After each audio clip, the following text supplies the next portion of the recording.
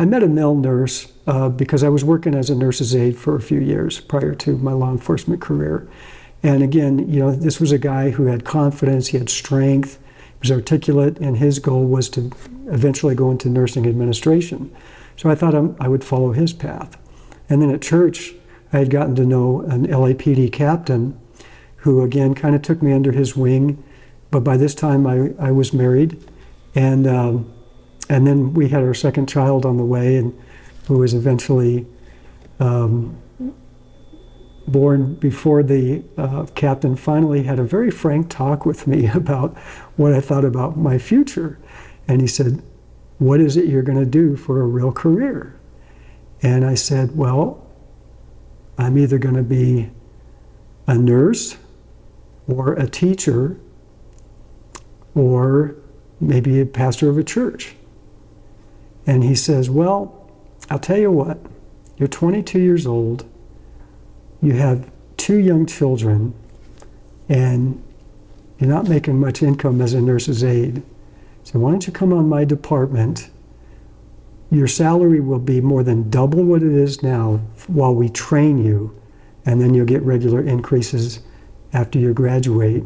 Just do all the right things in all the right ways, treat people with respect, follow policy, follow the law, and you'll advance in your career. You're eventually going to retire at a young age, and when you retire, you're going to be able to do the kind of things you want to do. You can go into church ministry, and you won't have to beg people for money to support your family. You'll be able to volunteer in the areas that you're interested in, whether it's in the medical field or anything else, work for nonprofits. And the financial pressure will not prevent you from following your heart in helping people." He knew I had a big heart for helping and a sense of real generosity. And so he thought that would be good qualities actually on the police department. So this was what years? This was in 1977 and 1978.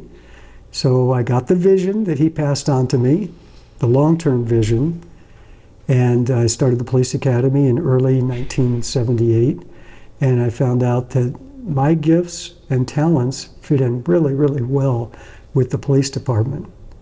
And again, being able to handle emergency situations, high stress situations, running into a fire to save lives on an occasion, having a couple of times when shots were fired in my direction. I never got into a situation where I had to shoot somebody. I was in situations where if I had shot, it would have been legally justifiable, but I was in a position of safety sufficiently to take the risk to not resort to a deadly force. I was very athletic. So you made 20 years on the force without shooting anybody?